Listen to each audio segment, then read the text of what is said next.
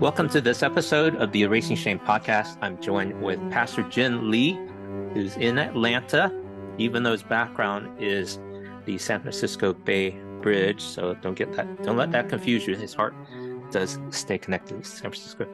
DJ Chuang here in Orange County, California. But I will be going to Atlanta in just a few more days. So much has been happening, Jen. So good to connect with you again on Zoom. Yeah, I love these podcasts, DJ. It's just give you a lot of prop for just being faithful to this. So thank you so much for making space for me to share our journey together. Well, I was so delighted to meet you in person on July 20th. A couple episodes back on Erasing Shame here, I shared my own experience of being there. I was so honored and surprised to be invited, and someone from the SAMHSA, Substance Abuse and Mental Health Service Association, actually listened to my podcast and confirmed that I was invited because of my work with Christian Asian mental health as well as Asian Mental Health Collective. So I was being seen for all the things that I was doing in this mental health space as a volunteer, while most everybody else in the room were, paid professionals and health professionals and whatever else. And the work is so big, we need all hands on deck. And so I wanted to get a sense of what the experience was like from you, and then we'll talk about all the things that's happened since then. Yeah, I was truly honored to represent Mustard Seed Generation. Dr. Josephine Kim was out of the country and could not attend. And then also ED was in West Coast. And it was such a sudden request that we were invited and had to go through security compliance and all that. And that was a little bit challenging. And then I literally bought my ticket the day before I was supposed to fly out. So I took a red eye, got into Baltimore, took the train down. I slept I slept at the airport. It was such a journey to get there, but once I got to Washington, D.C., you get a sense of like, wow, this is where it happens, right? You see monuments and and so I was just like awed by that. And I think they did a phenomenal job of bringing everybody in the nation to address mental health. I was so honored that White House could host this event, all right? And they're serious about mental health. And then to see the crowd to be all Asian American, who are doing amazing work, to be under one sitting, collaborating, learning, listening, networking. I felt very encouraged. Wow, we're going to put a dent in this mental health of the AAPI community. So that, and then meeting you for the first time, putting actual physical, body to us always being on Zoom. That was such a kindred spirit of just God working, saw that. And then DJ, man, I felt like you were the center of so many networks. You knew so many people. And then you introduced me to at least 5 significant people. And so your work, even though it's volunteering, it's, I think, greater impact than these people who are get paid, to be honest. Yeah. So that's my summary. The need is so urgent, and I can't wait for funding and dotting all the I's and crossing the T's and filling out grants and fitting myself into the hoops of how organizations work. I frankly don't know how organizations work and don't care to figure it out. And so I'm doing it the best that I can do with no budget and no staff. And God's been kind to show some favor, and people are cheering me on. I just started, get this, getting organized and put together email newsletter. So, so I've been doing this podcast since 2018. I just started the email newsletter. And oftentimes when people are starting a new initiative, they say, the first thing you got to do is capture emails, because that's how you build an audience and you can start monetizing. 5 years later, I'm just starting. So here's some comfort, DJ. I think if Jesus were to come here and address mental health, I think he would do it your route. Well, thanks for the encouragement. And because we met there in DC in person, God's been orchestrating things behind the scenes, even when we don't see it, even when we don't feel it. And I found out about this grant opportunity about a week and a half after that event. I was I mean, I still actively network whenever I can with different people, researchers, grant people, mental health advocates, and a post post research scholar at University of California, Irvine, shared with me a grant inquiry from Mhm. the Templeton Foundation, and they're a huge foundation. They're doing some amazing things in terms of awe and wonder and things that help with human flourishing and thriving. And one of their subcategories was in the areas of human service and spirituality, and specifically about uh, what is what is valuable at the intersection of spirituality and mental health. And so we started zoning in on that. We started having conversations. We started having conversations with all kinds of people around the country. I tapped my uh, so-called Rolodex. I don't have a Rolodex. I just have emails and scattered notes here and there. You started having conversations. We just had we were like kids in the candy store talking with people and just learning about what's happening in Asian American faith and mental health. What was that experience like for you as we were just learning about just how big this issue is Mhm. and at the same time how little is going on? Yeah, I've been so some words that I can put is I've never sprinted so much in a cause after you brought this and say, Jen, I found this grant, and I was like, oh, sure, I'll help him out. And then, but that just opened up the doors to meeting some phenomenal work that we are, and so we're not alone. So I was very encouraged. I was very encouraged about that. And then second, we got a lot to do. I mean, without a doubt, right? We got a lot to do in this, and I think there's so much kaleidoscope of you know sectors that we can go. And so I think the John Templeton grant, if God shows a lot of favor, it really is going to possibly allow all the spectrum of the kaleidoscope to shine, because the John Templeton grant is a national uh, spearheading possibly all the different sectors and trying to bring it together. And so we're Hmm. excited about just even I'm just excited about even the writing the grant that we have we have a template possibly to address mental health for Asian American communities. So that was great that we all the ideas that we had we were able to formulate on our paper. And if we get funded, then obviously we can really actualize it and incarnate it in flesh and see if we can make a dent within our lifetime of mental health.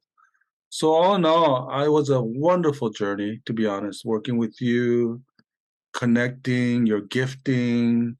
I mean, you just have an amazing Rolodex of people that you've really stewarded well, and to be able to articulate it over and over. And as we met people, our grant became more refined, and Hmm. some doors closed, and that was Hmm. rightfully needed to be closed. Some doors opened, and I think that just Hmm. as we met different people, scholars, as well as Yes. people who are under the grounds doing things, we that paper just kind of weaved itself every time we met different people, and so it just Yeah. got better and better. I felt, and so Yeah. yeah, I was very proud. I've written many grants. I was really super proud of this one, to be honest. Yeah. Cool. Well, so I want to share a little. One of the biggest piece of the grant, I think, is going to help us move forward in the Asian American Pacific Islander faith communities and mental health issue. But before I unpack our big idea there, how we have these quad groups Uh-huh. that we're seeking to convene because it identifies one of the most strategic gaps, and there's gaps all over the place, Mhm. across the whole spectrum. When we talk about um, awareness, and then accessibility, and then availability and affordability, all those things were mentioned at the White House Initiative for Mental Health. So there are so many needs across the board. So many issues that still need to be worked on, and people are diligently working on it. But there's one strategic piece that we think can make um, a bigger difference and kind of take us to that next place.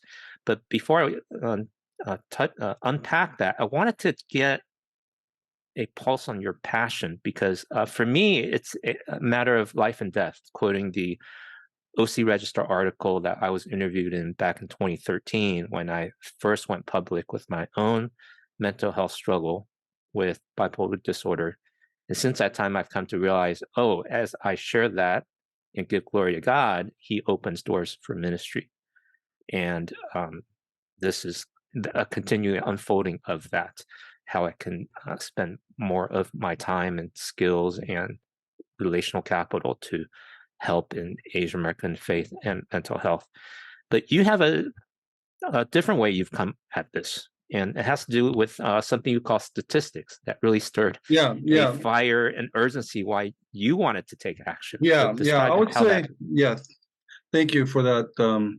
So there's three pivotal things that is a night um, kind of spark. The three sparks in my life in the area of mental health is I also have a lived experience on mental health myself.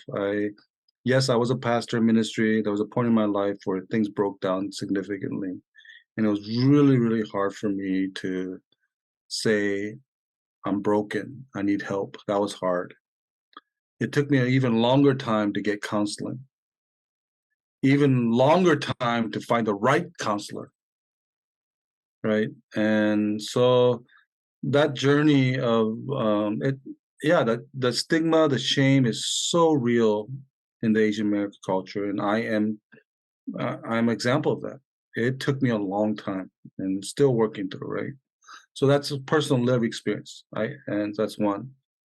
Second one is the statistics that you're talking about. So muscle seed generation is a very, very important catalyst in my life to really educate me and bring awareness.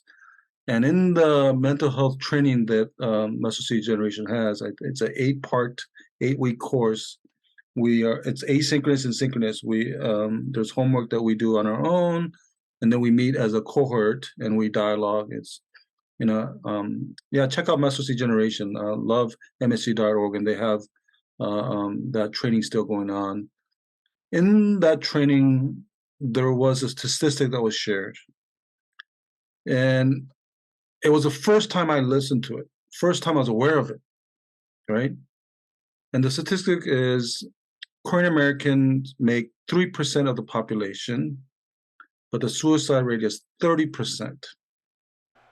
We have to interrupt here on that statistics because upon the instant replay, we weren't sure what the 30% was actually referring to.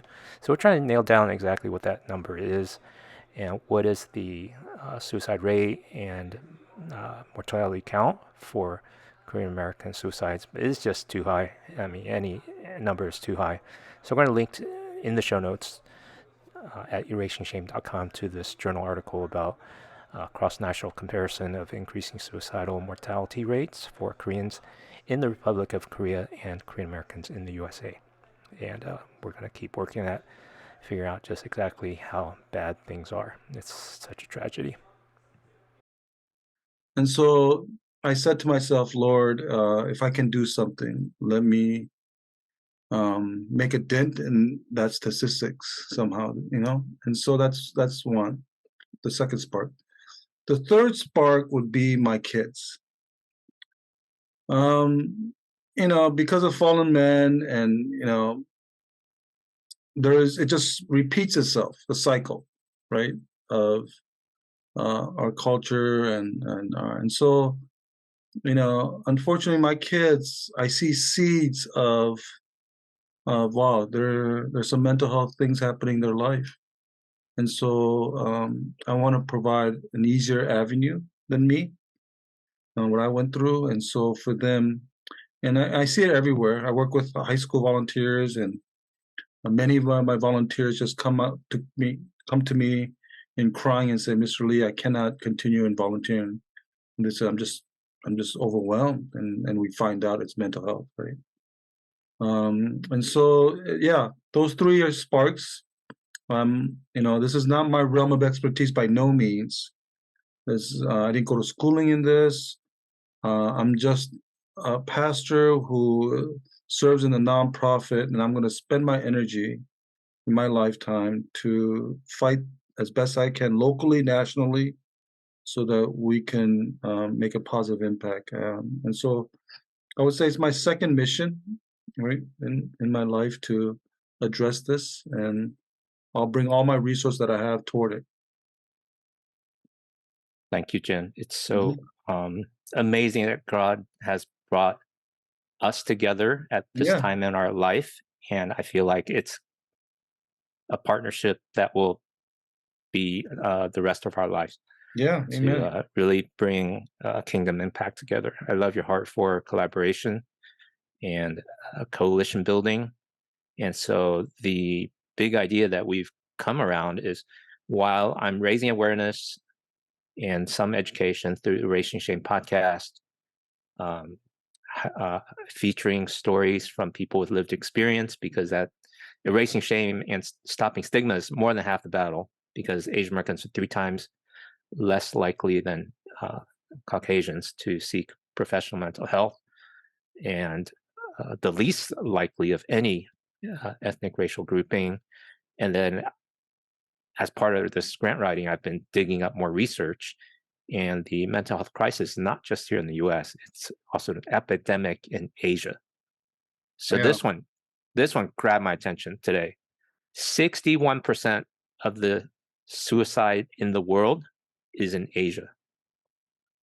That is way disproportionate. I know there's a lot of people in Asia, 2 billion in China, India alone, but 61%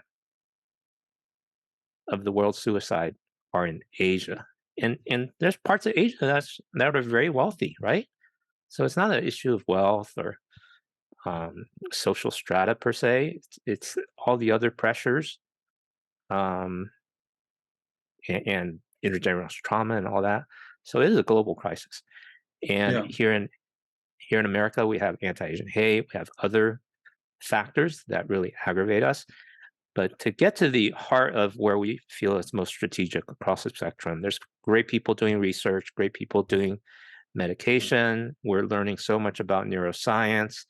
We're beginning to be more intentional about language access and disaggregated data, and finding ways to fund and train up more culturally competent, race conscious uh, therapists and counselors. But one of the biggest things that we want to see is the connection between the pastor and the counselor. And so we had a conversation with Irene Cho up in Chicago, and she was such an inspirational pioneer because she has a network for Asian American therapists in Chicago called CATCH. I'll add a link in the show notes. Um, Sorry, I forget what the acronym stands for. Something like Chicago Area Asian American Therapists Together. And then she also has a little network called Pastors and Counselors Together. And right. they meet Yeah, together once a quarter and share a meal and do some learning about the intersection and the value of bringing spiritual um, resources and um, mental health therapy and counselor and best practices. And they've been doing that for several years now. And that inspired us and helped us solidify our imagination to say that's the kind of thing that needs to happen across the country. Now, we can't hit every city, but we can hit 7 or 8 strategic cities. And what are the 4 groups that you felt strategic to bring together, Jen? yeah. I think pastors, religious leaders, because they are the front line, and churches are the weekly gathering of Asians, right? That none other institution on a regular basis meet to bring them together. So I think definitely, without a doubt, Asian pastors or religious leaders or faith leaders need to be part of this gathering. Other one is clinicians, right? Therapists and counselors need to be part of this gathering. I think academians or those who are in higher ed education in the field of psychology, mental health, because they're doing research, right? They're doing the leading upfront evidence-based work. And so it'd be great to know what are the latest things that is happening, as well as collaborative work that they could happen to make a bigger impact. And so they need to be part of this gathering. And the last one would be nonprofits, Asian American nonprofits who are serving the Asian constituents, and so they can bring about any mental health programs under the service of the nonprofit. So nonprofit leaders are working in Asian American sectors, because we learned from the White House the best way for mental health is to be served is to do a warm handshake. What I mean by this, if a nonprofit has, let's say, medical services, now that individual client who are getting trusted to continue come will trust the referral in that same building to a mental health versus them coming cold call into a mental health clinic, right? And so I think that was phenomenal understanding that was shared at the White House, that say, hey, there's a higher percentage of Asian American going to mental health service if it's a warm handshake from another service, right? And so there's many wraparound services that many Asians are doing wonderful work in the nonprofit sector. If we can couple them with some of these mental health, it'd be so much accessibility would be greater, right? There'll be a greater accessibility. So I think they need to be part of this gathering. So that's 4 groups that we would love to convene on a regular basis so they can truly work together and not siloed or work against. And so I think trust is critical to this collaborative work, right? And so if we can slowly bring frequency of meetings so that some of the walls can come down between each other of these different entities, I think we can make a great impact together. Yeah. Yeah, It has to happen. trust takes time. Yeah, the relationship takes time. I think it needs to happen nationally that fosters locally, right? It just can't be this national gathering of these spaces, but that needs to translate into local work, right? And I'm so glad, Jen, that you also have an appreciation for technology. Yeah. Because especially, I mean, we're in 2023, post-COVID, we've used technology, and yet we don't use it well. And so we want to be using the best of technology and in-person hybrid approach. So soon around the corner, Lord willing, as God would provide, energy and perhaps funding. And even if funding is not there, I think we're going to do it. A monthly online webinar where we provide this connection space between pastors and counselors so that we begin building those relationships, and then we meet in person. It just accelerates. Kind of like, you and I have been talking over Zoom for months, and then we got to meet in July, and it just accelerated our relationship. It was magical. Yeah. And we want to do that for pastors and counselors across the country to the best of our ability. So those of you that are listening, if you're not a pastor and you're a Christian, you probably go to church. So tell your pastor to listen to this episode, to be praying with us. In the political world, they do get out the vote. So we just clicked submit on this grant proposal inquiry on Saturday, on Friday. And they do this get out the vote thing in the political world. We are getting out the prayer. So please pray for us that as this grant inquiry goes before the eyes of the program managers and the reviewers, that they would find favor with our little project and invite us to submit for the. We ran into technical difficulties here, and the rest of the audio is less quality than the previous 20 minutes. So we need your prayers to have the grant reviewers approve and invite us into the final proposal process. And that's coming up on October 13th. So between now and October 13th, Appreciate your prayers. Between now and October 13th. That's the final date when they will announce those who will be invited to second round and submit the full proposal. And I mean, maybe they even might notify us early if they really like what we're doing. I don't know. Yeah. October 13th is the final date. So please pray with us about this project. We really desire to see the church and counselors work well together along with the best and latest research and nonprofits so that we can be about the work of bringing hope and healing to all Asian Americans and then even Asians and even non-Asians, because we care about the whole person, not just their spiritual life, but also their bodily life, their relationships, and all the challenges of living in a broken world. Well, what else can I say about it? Well, DJ, you got to remind them it's not a little project. What is telling them how much the amount that we requested? Oh, see, you were dreaming big. So I was like, when I started filling that out, I was like, I could maybe do a $10,000 grant, but I don't know how to like put my head around $1 million grant.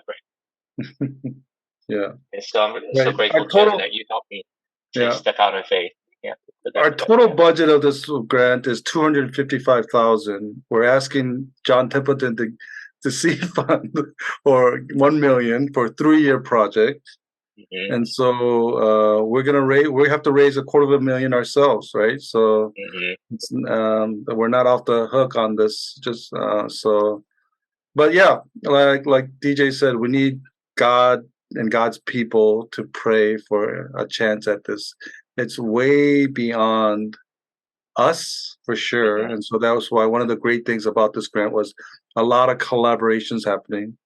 And so I'm excited about all the collaborative people who've decided to say, yeah, let's do it together, and so I'm grateful for. Yes. Thank you. Well, thank you for being my host in Atlanta as I come over there going cross country. So I'm going to give our listeners and viewers a quick overview of my activities and also bring it to your attention because two of them you can actually come if you're in Atlanta, and one of them if you're not in Atlanta you can tune in for the live stream. So the main thing that first got me flights scheduled for Atlanta was the board meeting and retreat for Asian Mental Health Collective. So that's not a faith-based venture, but it is the most significant digital advocacy nonprofit on the internet. Asian Mental Health Collective, AAPI.org. We have a Facebook group called Subtle Asian Mental Health with 61,000 members where people can get peer share and support, where they can share anonymously their questions, their struggles, and get some support and validation for the challenges of life. And sometimes we'll give suggestions and referrals if they ask for that. Every post is moderated, so we keep it a safe place. 100% volunteer run for the past 3 or 4 years, and it's been incredible to see the enthusiasm, how much it's met the need for thousands. We had annual conferences to continue raising awareness. We've had corporate sponsors that have helped us to subsidize therapy for Asian Americans. We put together the largest Asian American therapist directory around the country in 20 plus languages, and then also in Canada. And so it's just been a tremendous resource. Oh, and also providing Lotus Therapy Fund for continuing education. So very honored to be a part of that organization because we are doing work that matters. Research matters, but when people can get care, that matters a little bit more. I just have to say, data's nice, but when people get cared for, that's even better. And when people get cared for, not just one at a time, which counseling provides, but tens and hundreds can get care through digital means. I'm like, oh man, that's so powerful and doesn't cost so much. So that's the retreat I'll be at. And then while I'm there, so as I kind of tap my friends and new friends there in Atlanta, I got a speaking invite at Asian Chinese Christian Church of Northwest. I'll add a link in the show notes. I'll be sharing my testimony on Saturday night, which is August 26th. And that event from Friday night through Sunday will be live streamed over Zoom. And so be sure to check the show notes at erasingshame.com so you can tune in anywhere in the country or even the world and hear the testimony and the teaching from Pastor Hugo Chang, as well as his daughter, who has lived experience with mental health. And they're going to talk about mental health ministry, biblical teaching about mental health, also incorporate some art therapy, and I'll share my testimony and how churches, big and small, can develop their own mental health ministry with 5 simple ingredients. They all start with the letter S. I'll go ahead and give you the preview. Sermons, stories, seminars, support groups, and Sabbaths. I'll add a link in the show notes where I explain how those 5 things can create a culture of care in the church that those who are struggling can feel cared and supported. And it complements what counselors and therapists and medications do. Every church can do that. Empathetic people, non-judgmental listening, attending to people.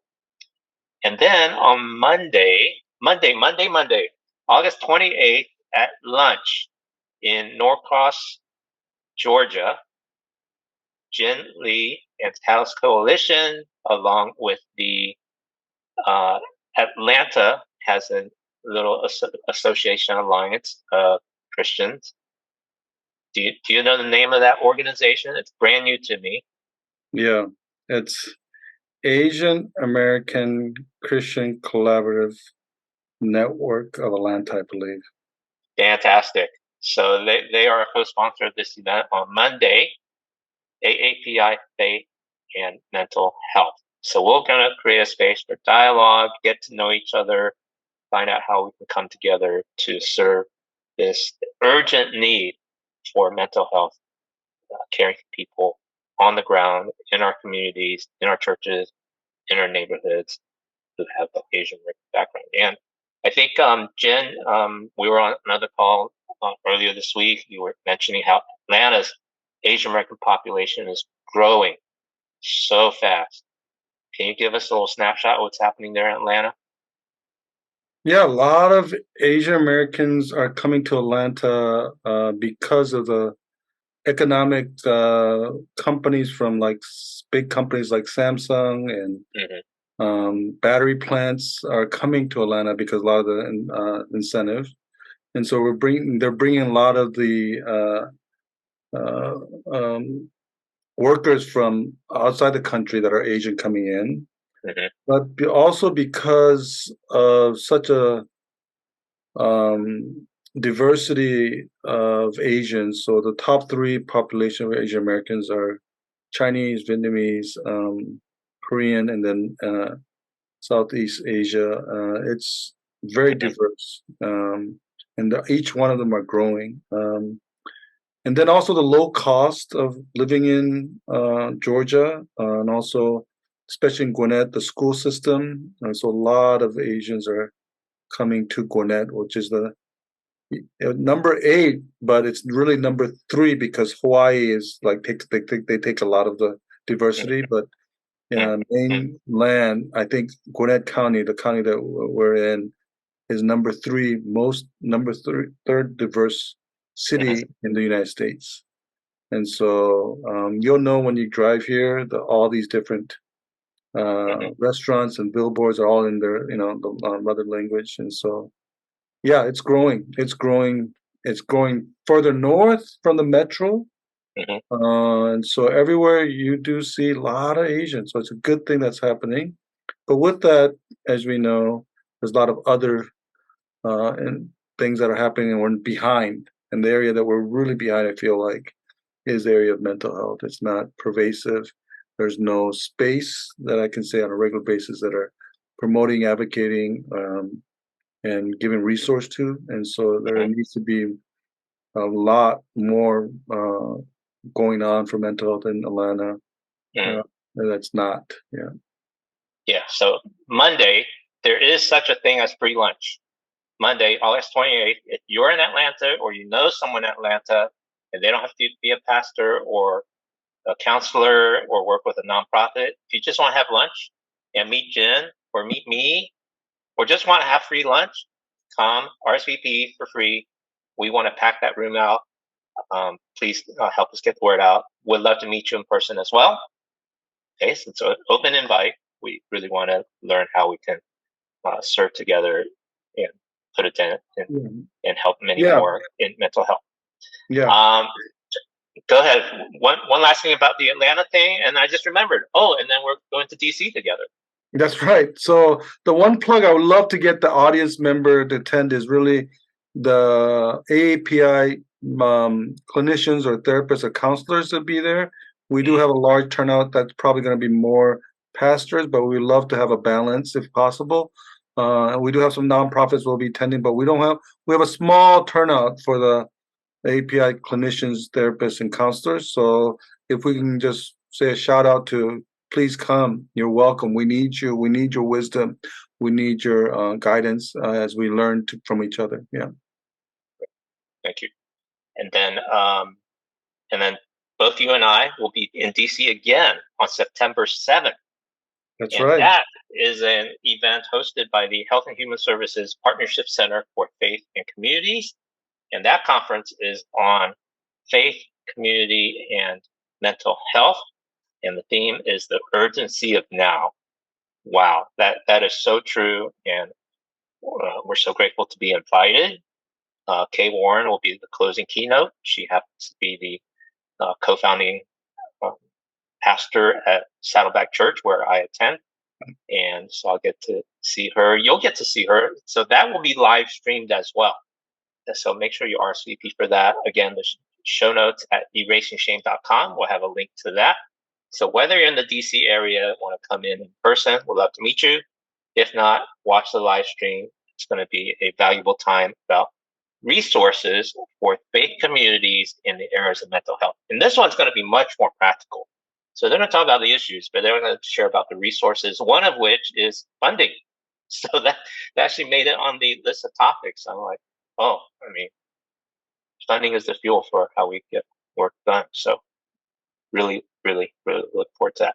Plus, I'll get to see my baby niece, who's going to be 20 months old. So nice. It's also a family visit for me. Okay, that's all I got for this episode. Thank you so much, Erasing Shame fans. And again, I do have a newsletter now with an update that I'll send out once a month, no more than once a month, just once a month. So it doesn't flood your inbox. We just want to keep you updated, connected to what's happening, invite you in when you feel inspired to jump in. Love to meet you during my travels or set up a Zoom meeting. My calendar's available online. I'll add a link to that on my home on erasingshame.com if you'd like to talk in person, privately, or ways we could partner. We'd love to help in any way I can. Jen, so such a joy to talk with you on this episode. Look forward to seeing you in person. Give you a big hug on Saturday at lunch, and we're gonna have some great time hanging out together in person. Yeah, shoulder to shoulder, elbow to elbow. Thank you for listening to the Erasing Shame podcast. Check out the show notes at erasingshame.com and subscribe to our email for updates. We would love to hear from you, so please add your comments at our website or on social. Subscribe on Apple Podcasts, Spotify, or any podcast app, and you can also subscribe on YouTube or follow on Facebook. Please add a rating and review so we can reach more people with our message of health, hope, and compassion. This podcast is the digital outreach of Christian Asian mental health.